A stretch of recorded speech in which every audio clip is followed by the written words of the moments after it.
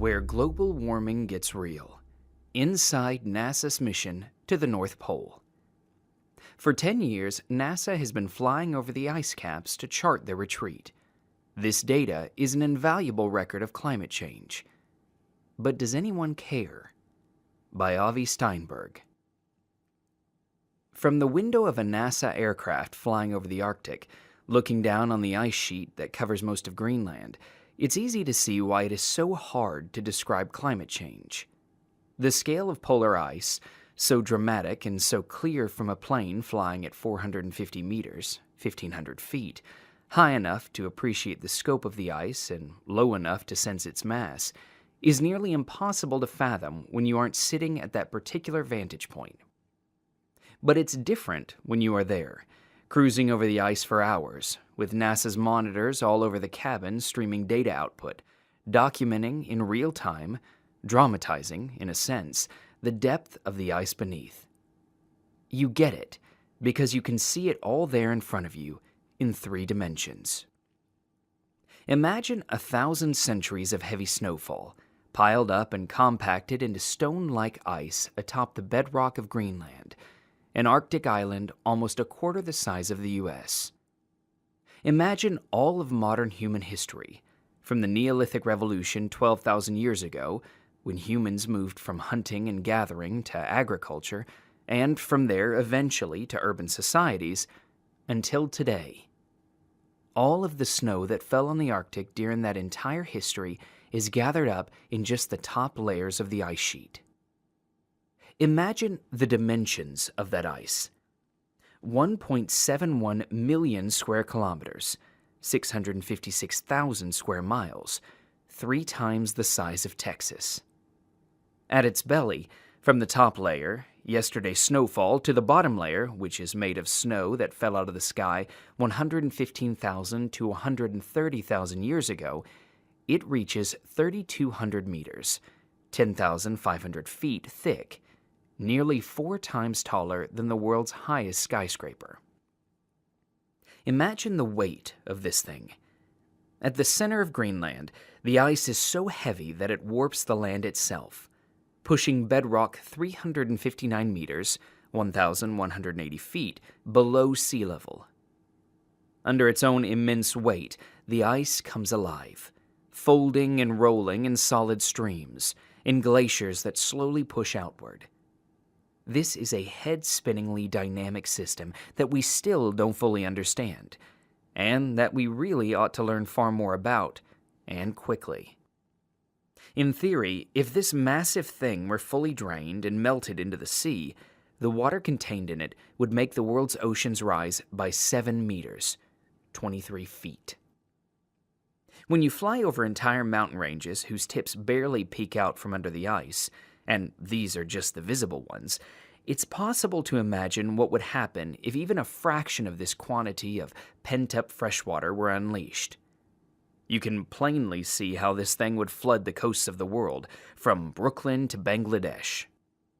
The crew of NASA's Operation Icebridge have seen this ice from every imaginable angle.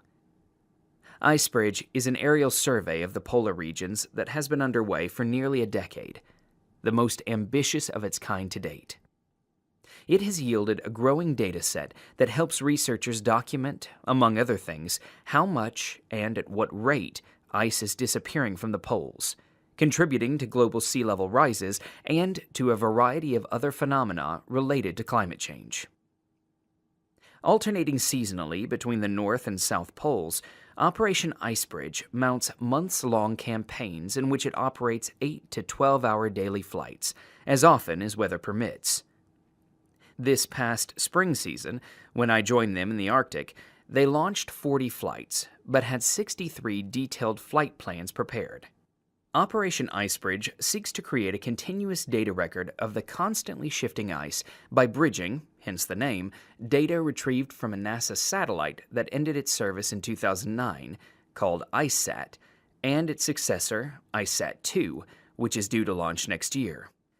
The NASA dataset, which offers a broad overview of the state of polar ice, is publicly available to any researcher anywhere in the world. In April, I traveled to Kangerlussuaq, in southwest Greenland and joined the Icebridge field crew, a group of about 30 laser, radar, digital mapping, IT, and GPS engineers, glaciologists, pilots, and mechanics. What I saw there were specialists who have, over the course of almost 10 years on this mission, mastered the art and science of polar data hunting while, at the same time, watching as the very concept of data, of fact-based discourse, has crumbled in their culture at home. On each flight, I witnessed a remarkable tableau. Even as Arctic glaciers were losing mass right below the speeding plane, and even as raw data gleaned directly from those glaciers was pouring in on their monitors, the NASA engineers sat next to their fact-recording instruments, sighing and wondering aloud if Americans had lost the eyes to see what they were seeing, to see the facts. What they told me revealed something about what it means to be a U.S. federally funded climate researcher in 2017. And what they didn't or couldn't tell me revealed even more. On my first morning in Greenland, I dropped in on a weather meeting with John Sontag, mission scientist and de facto field captain for NASA's Operation Icebridge. I stood inside the cozy weather office at Kangerlussuaq Airport, surrounded by old Danish-language topographical maps of Greenland, as Sontag explained to me that the ice sheet, because of its shape, can generate unique weather patterns. "The ice isn't flat, it's curved," he said, making a little mound shape with his hands. The fate of the polar ice has occupied the last decade of his life. I'm away from home so much, it's probably why I'm not married. But at pre-flight weather meetings, polar ice is mostly of concern to him for the quirky way it might affect that day's weather. The figure in Sontag's mind this morning isn't meters of sea rise, but dollars in flight time. The estimated price tag for a flight on Operation Icebridge is about $100,000. A single hour of flight time is said to cost $10,000 to $15,000. If Sontag misreads the weather and the plane has to turn back, he loses flight time, a lot of taxpayers' money, and precious data. I would come to view Sontag as something of a Zen sage of atmospheric conditions. He checks the weather the moment he wakes in the morning, before he eats or even uses the bathroom. He told me that it wasn't simply about knowing what the weather is. With weather, there is no is. What's needed is the ability to grasp constant dynamic change. "What I'm doing," he said, "is correcting my current reading against my previous one," which he had made the last possible moment the night before, just before falling asleep. Basically, I'm calibrating. The machine that he is calibrating, of course, is himself. This, as I would learn, was a pretty good summary of Sontag's modus operandi as a leader, constantly and carefully adjusting his readings in order to better navigate his expedition's shifting conditions. Nevertheless, despite the metaphorical implications of his weather watching, Sontag was ever focused on the literal. At the weather meeting, I asked him about his concern over some low cloud cover that was developing, a situation that could result in scrubbing the flight. Was his concern for the functionality of the aircraft's science equipment, its ice-penetrating radars, its lasers and cameras? On that day, as it turned out, Sontag was more worried about pilot visibility. So we don't fly into a mountain, he explained, without taking his eyes off the blobs dancing across the monitors. That kind of thing. A few weeks before I met Sontag, a reporter had asked him, "What makes this real to you?" The question had startled him, and he was evidently still thinking about it. "I honestly didn't know what to say," he told me. Sontag cuts a trim, understated figure in his olive green NASA flight suit, fleece jacket, and baseball cap, and his enthusiasms and mellow ironies tend to soften his slow burn, man on a literal mission intensity. I could imagine how a reporter might miss the underlying zeal. But get to know Sontag and you'll learn why, even 3 weeks later, the question was still rattling around his head. "I'm still kind of at a loss, to be honest," he told me. "What makes it real? I mean, wow, where do I start?" It is indeed a strange question to ask someone who was once on a high-altitude flight when temperatures fell so low that the plane's fuel turned solid, almost sending it straight down into Antarctica, directly onto the ice, in the middle of the darkest of nights. Each of the 63 flight plans for this season in the Arctic was the result of months of meticulous planning.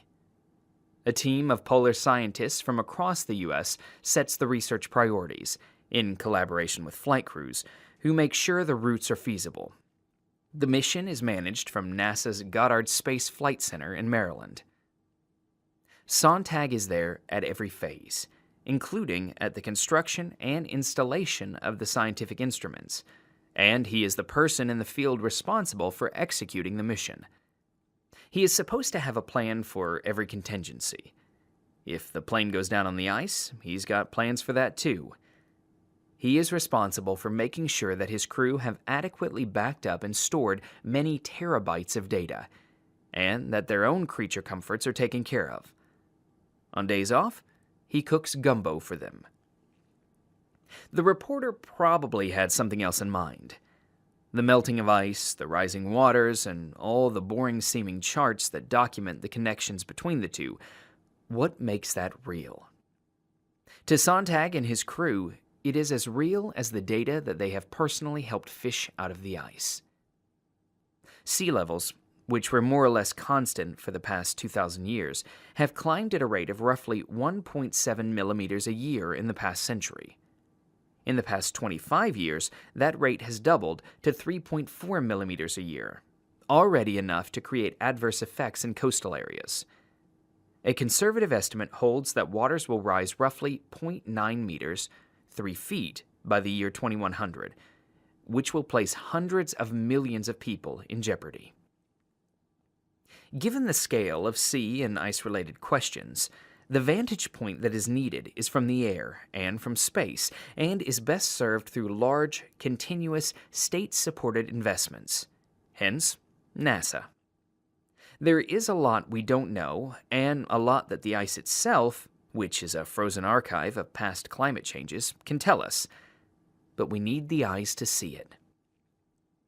First built during the Cold War to track Russian submarines, the P-3 Orion aircraft, a 4-engine turboprop, is designed for long, low-flying surveillance missions.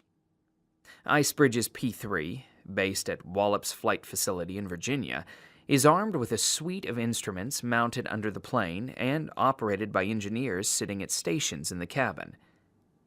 A laser altimetry system, which bounces laser beams from the bottom of the aircraft to the top of the ice and back, determines the height and topography of the uppermost layer of ice. A digital mapping system takes high-resolution photos of the ice, helping us see the patterns in which it is changing shape, and a radar system sends electromagnetic pulses through the ice thousands of feet and 100,000 years to the land beneath. This data shows us where the ice is growing and where it is shrinking, and helps researchers determine its current mass. The Icebridge data has also helped create a 3D map of an ice-locked land that no human eyes have ever seen. The territory of Greenland, its mountains, valleys, plains, and canyons, and also a clear view of the layers of ice that have grown above it. NASA repeats its Icebridge flights annually to chart how the ice changes from year to year and, by comparison with earlier satellite data, from decade to decade. For the integrity of the data, it is best to repeat the flights over exactly the same terrain. The path of each Icebridge flight must adhere to a line so narrow that they had to invent a new flight navigation system, which Sontag cannot help but describe with boyish glee. We basically trick the plane into thinking it's landing. In trying to grasp how the ice works, it's necessary to know the shape of the underlying terrain. In places where the land slopes up, for instance, we know that ice will flow slower. Icebridge data help discover and chart a canyon in northern Greenland the size of the Grand Canyon. In addition to being a wondrous discovery in its own right, this was useful in understanding where and how the ice is moving. One effect of this giant canyon system can be seen at the coast, where seawater can seep into cavities, potentially melting lower layers of ice. Other aerial data has shown how glacier fronts, which served as corks holding back the ice flow behind them, have diminished and unleashed the flow, causing more ice to flush into the sea at increasingly rapid paces. Fantastic 3D maps of the ice sheet created with IceBridge data have also helped researchers locate rare, invaluable Eemian ice from more than 100,000 years ago. This was an era when the Earth was warm, similar to today, and in which the seas were many feet higher, which resembles the world to which we are headed. By drilling deep into the ice, glaciologists can excavate ice cores containing specks of materials such as volcanic ash or frozen bubbles that preserve precious pockets of ancient air that hold chemical samples of long-departed climates. Because of IceBridge data, researchers know where to look for these data-rich ice layers. These are among the reasons that John Sontag's head hurts, and why he doesn't know where to begin or what to think when people ask him what makes this real for him. Behind even well-meaning questions is a culture of ignorance, or self-interested indifference that has made it easy for a Republican-led, corporation-owned U.S. government to renege on the Paris Climate Agreement, to gut the Environmental Protection Agency, and to slash billions of dollars of climate change-related funds from the federal budget this year. When the White House recently proposed cuts to NASA's climate change research divisions, the media helped them along by burying the story under speciously positive headlines. Trump's NASA budget supports deep space travel, crowed CBS News. The world's coasts are facing catastrophic sea rise, but at least Americans can look forward to watching their countrymen grill hot dogs on Mars. The U.S. built Kangerlussuaq's airfield in the early 1940s, and they still maintain a small airbase there. In 1951, America built a giant fortress on the ice, Thule Air Base, in northwest Greenland, strategically equidistant from Russia and the U.S., where it secretly kept armed nuclear weapons.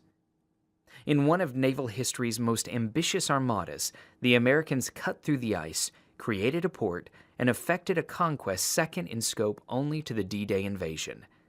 And all they had to do was uproot an Inuit settlement. The U.S.'s history in Greenland gives the lie to the notion that ice research is inherently peaceful, much less apolitical. Glaciology advanced as a field partly through the work of U.S. scientists serving the needs of their country's rapidly growing nuclear war machine in the 1960s, helping to build Camp Century, a fabled city under ice in northern Greenland, and designing Project Iceworm, a top-secret system of under-ice tunnels nearby, which was intended as a launch site for hidden nuclear missiles. In 1968, at the height of the war in Vietnam, a nuclear-armed B-52 crashed near Thule. A fire, started when a crewman left a pillow over a heating vent, resulted in 4 atomic weapons, hydrogen bombs, plunging into the ice and releasing plutonium into the environment. When our flight landed in Kangerlussuaq, we passed quickly through passport control, but our bags were nowhere to be found. For 40 minutes, we could see the one and only commercial plane at this airfield's one and only gate just sitting on the tarmac, with our bags still in it. This wasn't a serious problem. Kangerlussuaq's one hotel was just up a short flight of steps from the gate, but it did seem odd that the bags hadn't come through customs. Another passenger, sensing my confusion, approached me. "Yankee?" he asked. "Yankee," I replied. Customs, the man told me, was actually just one guy, who had a tendency to mysteriously disappear. "By the way," he added conspiratorially, "you know Customs here has a special arrangement with the Americans." The customs guy, the stranger told me, turns a blind eye to liquor headed to the U.S. Air Force bar on the other side of the airfield. Kangerlussuaq, population 500, or as the Yanks prefer to call it, Kanger, still feels like a frontier station. Most locals work either at the airport or at the hotel. Next to the airfield's main hangar, local people house the huskies that pull their sledges. The roads of Kangerlussuaq can be dicey. There are no sidewalks. Once you leave the tiny settlement, there aren't roads at all. And if you go north or east, of course, there's only ice. Decommissioned U.S. Air Force Yato bottles, jet boosters that, to the untrained eye, resemble small warheads, are ubiquitous around Kangerlussuaq, usually as receptacles for discarded cigarette butts. In the hotel cafeteria, you can see American and European glaciologists greeting each other with surprise and hugs because the last time they met was a year or two ago, when they ran into each other at the other pole. When I finally got my bag, I made my way down to the 664 barracks, where the crew was staying. But before I met the crew, I met the data itself. In a small, slouchy barracks bedroom near the front door, I encountered two NASA servers. IT engineers could, and often would, sit on the bed as they worked. The window was cracked open to cool the room and soothe the crackling servers, whose constant low hum, like a shaman's chant, was accompanied by the pleasant aroma of gently baking wires. One of the more visceral stages of the daily ritual of storing, transferring, copying, and processing data captured on the most recent flight. After years of listening to Americans debate the existence of data demonstrating climate change, it was comforting to come in here and smell it. When I first arrived, I found one of the IT crew, dressed in jeans, t-shirt, and slippers, and with big, sad, sleepy beagle eyes, reclining next to the server, his feet up on a desk, chowing on a Nutella snack pack. He explained the irony of his struggle to keep the servers happy in the far north. A week earlier, when Icebridge was operating its northern flights from Thule Air Base, they couldn't seem to find any way of getting the server room's temperature down. We're in the Arctic, but our problem is finding cold air. For a moment, he paused to consider the sheer oddness of life, but then he shrugged and polished off his Nutella snack. "But we just chug on, you know?" he said. This attitude captured something essential about Icebridge. It's scrappy. It's the kind of operation in which the engineers are expected to bring their own off-the-shelf hardware backups from home. As one radar tech told me, if your keyboard breaks in the Arctic, you can't just go to Walmart and buy a new one. More than one crew member described Icebridge's major piece of hardware, its P-3 aircraft, as a hand-me-down. When the NASA crew talked about their P-3, they sometimes sounded as though they were talking about a beloved, oversized, elderly pet dog who can act dopey but, when pressed, is surprisingly agile. Icebridge's P-3 is 50 years old, but as one of the Navy pilots told me, they baby the hell out of it. It just got a new pair of wings. I got the strong sense that this climate data gathering operation was something of an underdog enterprise, the moodier sibling of NASA's more celebrated deep space projects. But these unsung flights are not without their own brand of NASA drama. The Icebridge crew would tell me, with dark humor, the story of the time a plane was in such dire straits that everyone aboard was panicking. One man was staring at a photo of his children on his phone, and in his other hand was clutching a crucifix. Another man was pinned to the ceiling. Someone actually yelled, "We're gonna die," like in the movies.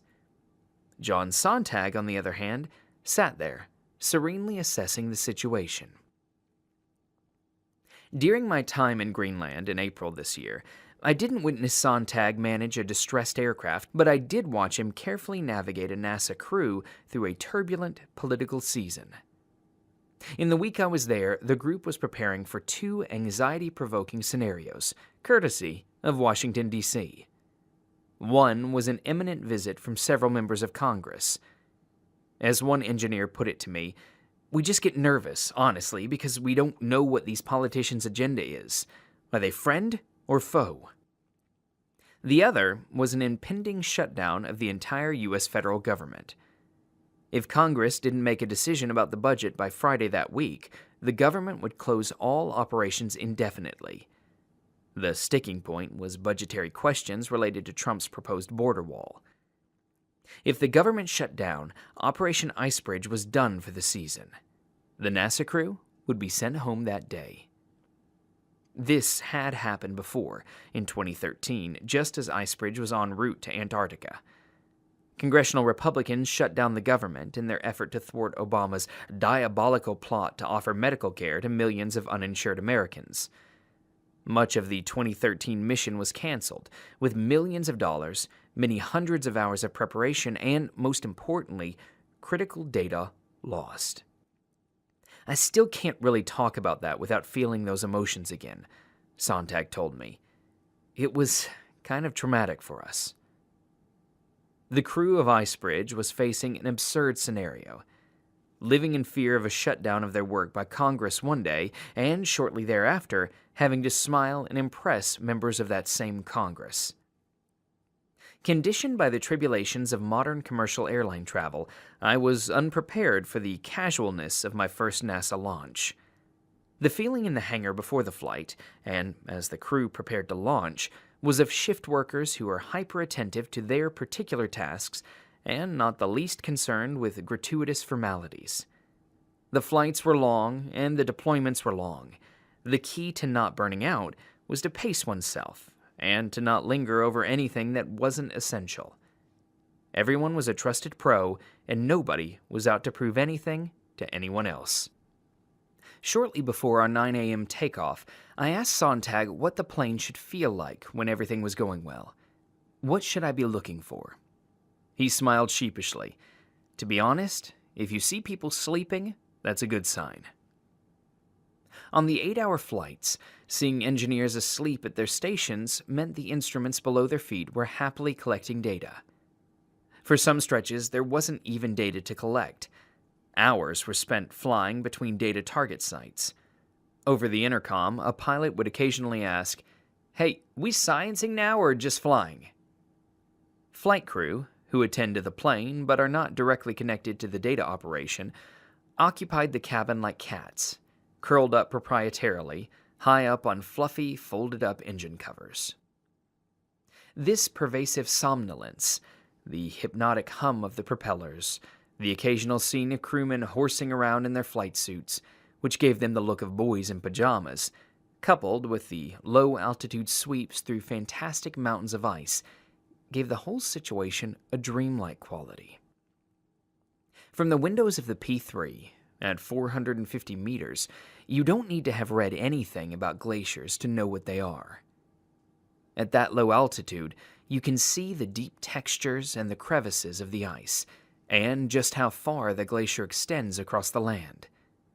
The eye immediately grasps that the ice is a creature on the move, positively bursting ahead, while also not appearing to move at all, like a still photo of a rushing river. Seeing the polar ice from above, you get a very different view from that seen by writers in past centuries, who saw this landscape, if at all, by boat, or more likely from a drawing. But the vision, to them, was clear enough. It was the end, the annihilating whiteness of death and extinction. Herman Melville described this color as the dumb blankness, full of meaning, in a wide landscape of snows, a colorless all-color of atheism from which we shrink. This is where so many of those old stories terminated. The Arctic is where the monster in Frankenstein leaps off a ship onto the ice, never to be seen again. Polar settings spell doom for Poe's sailors, and Captain Nemo, who are pulled into the icy maelstrom. And celebrated real-life travelers did, in fact, die gruesomely on the ice, in search of the Northwest Passage or the North Pole. But, from the window of NASA's P-3, that old narrative seems inaccurate. Consider that whiteness, which so terrified Melville and Poe, who ends his Antarctic saga, the narrative of Arthur Gordon Pym, with a horrifying italicized refrain on the word white. But polar snow and ice, precisely because it is white, with a quality known as high albedo, deflects solar energy back into space and helps keep Earth's climate cool. The loss of all this white material means more heat is absorbed and the Earth warms faster. In a variety of other ways, including moderating weather patterns, the ice helps make life on Earth more livable. The extreme conditions of the poles, so useful for instilling fear in 19th century readers, actually makes the world more habitable. Our bias against the poles can be detected even in that typical term of praise for this icy landscape, otherworldly. This description is exactly incorrect. The Arctic is intimately connected with every other part of the planet. This, too, is something you can see. Flying over it, at a low altitude, I was struck by the familiarity of the thing. How much of Greenland was a visual echo of my northern homelands. In the muscular frozen ripples of its glaciers, created by an intensely pressured flow, I saw the same strong hand that deeply etched those giant scratches into the big boulders of Central Park in New York City. This isn't an analogy. Those marks in Manhattan were made by shifting ice, the very same ice layers that still have a foothold in Greenland. I grew up and have spent most of my life in Ohio and New England, places that were carved out by that ice. Ponds originally made of meltwater from the last great ice age, low hills smoothed over by retreating glaciers. That old ice gave shape and signature to almost every important place in my life, and in the lives of so many others. And in the future, this ice will continue to shape the places we're from, right before our eyes. It is only our ignorance that makes us call it otherworldly. But even as we passed through this landscape, even as the lasers and radars took their deep gulps of data from the ice, I could hear expressions of anxiety from the data hunters. At the same time that we're getting better at gathering this data, we seem to be losing the ability to communicate its importance to the public, one engineer told me 4 hours into a flight, during a transit between glaciers. You can hear this anxiety surface in the humor floating around the crew. I heard one engineer joke that it might be easier to just rig up a data randomizing machine, since many people out there seem to think that's what their data is anyway. I mean, it'd be much easier and cheaper to do maintenance on that, he pointed out. In another conversation about how to increase public awareness about climate change in the U.S., I asked one of the senior crew members whether they would welcome a writer from Breitbart aboard one of these flights. "Oh, absolutely," he said. "I'd love for them to see what we're doing here. I think sitting on this plane, seeing the ice, and watching the data come in would be incredibly eye-opening for them." His optimism was inspiring and worrisome to me. The mantra of the crew is no politics. I heard it said over and over again. Just stick to the job, don't speak above your pay grade. But, of course, you don't need to have a no-politics policy unless your work is already steeped in politics. Speaking with one of the scientific researchers mid-flight, I got a very revealing reply. When I asked this researcher about the anthropogenesis of climate change, the tone changed. What had been a comfortable chat became stilted and deliberate. There was a little eye roll toward my audio recorder. Suddenly, my interlocutor, a specialist in ice, got pedantic, telling me that there were others more qualified to speak about rising sea levels. I offered to turn off my recorder. As soon as it was off, the researcher spoke freely and with the confidence of a leading expert in the field. The off-the-record view expressed wasn't simply one of sober agreement with the scientific consensus, but of passionate outrage. Of course climate change is related to human activity. We've all seen the graphs. The tonal difference between this off-the-record answer and the taped answer, that I should consult someone else, told me all I needed to know. Or so I thought. The researcher then asked me to turn my recorder back on. There was one addendum for the record. "Richard Nixon," the researcher said, looking down at the red recording light. "Nixon established some good climate policy. There's a tradition in both parties of doing this work. And I mean, if Nixon..." The researcher laughed a bit, realizing how this was sounding. "Well, that's what I'm hanging my hopes on anyway." Over the plane's open intercom, there was suddenly and uncharacteristically talk of the day's headlines. While we were in flight, people around the world were marking Earth Day by demonstrating in support of climate rationality and against the current U.S. regime. On Twitter, hashtag March for Science was trending at the exact moment NASA's P-3 was out flying for science. There was even a local protest. American and European scientists took to the street of Kangerlussuaq for a small but high-profile demonstration. While it was happening, one of the engineers piped up on the P-3's intercom. "Anyone else sorry to be missing the march?" But the earnest question was only met with silence and a few jokes. Among the NASA crew, there had been some talk about trying to do a flyover of the Kangerlussuaq March to take an aerial photo of it, but the plan was nixed for logistical reasons.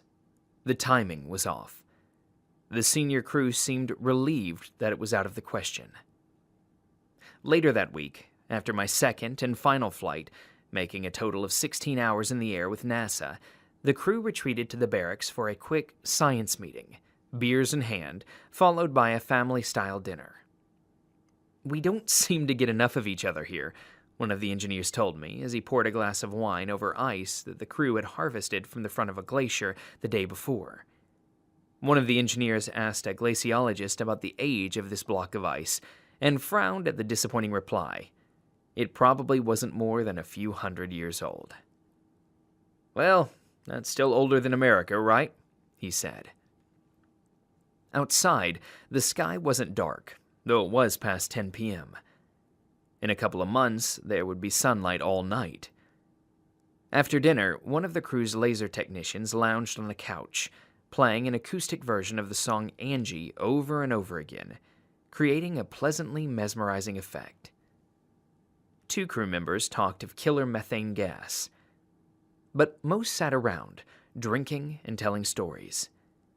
One of the pilots tried to convince someone he had seen a polar bear from the cockpit that day. "These deployments are tiring," someone told me. "Bullshitting is critical." One of the crew spent his off days on excursions with a camera-equipped drone and had made spectacular videos of his explorations, which he edited and set to moody bush tunes. I joined the crew as they gathered around his laptop to watch his latest. There was something moving in seeing these people, who had spent all day, and indeed many months and years, flying over ice and obsessing over ice-related data, now spending their free time relaxing by watching videos of yet more ice. As usual, politics soon crept into the picture. The next video that popped up was footage recently shot at the Thule base. The video showed some of the same NASA crew hiking through an abandoned concrete bunker, a former storage site for U.S. Nike anti-aircraft missiles. Today, it's just an eerie, rusted, shadow-filled underground space, its floor covered in thick ice. When these images came on the screen, the crew fell quiet, watching themselves, only a week ago, putting on ice skates and doing figure eights over the ruins of their country's Cold War weapon systems. An engineer chipped a shard off the frozen block harvested the day before. Perhaps sensing my mood, he dropped it into a glass and poured me some whiskey, over ice older than America, and said, "Well, anyway, maybe this'll cheer you up." Early the next morning, before the crew boarded the P-3 for another 8-hour flight over polar ice, a rare political debate broke out. 4 of the crew were discussing the imminent congressional visit, which prompted one of the veteran pilots to recite, once again, the mission mantra: "Stick to science. No politics." But because that approach felt increasingly less plausible in 2017, one of the ice specialists, feeling frustrated, launched into a small speech about how Americans don't take data seriously and how it's going to kill us all. Nobody disagreed. Someone jokingly said, "Maybe it's best if you don't fly today." To which another added, "Yeah, you should stay on the ground and just do push-ups all day." Finally, John Sontag, who had been too busy reviewing flight plans to hear the chatter, stood up and tapped his watch. "Okay, guys," he said, "let's go. It's time to fly."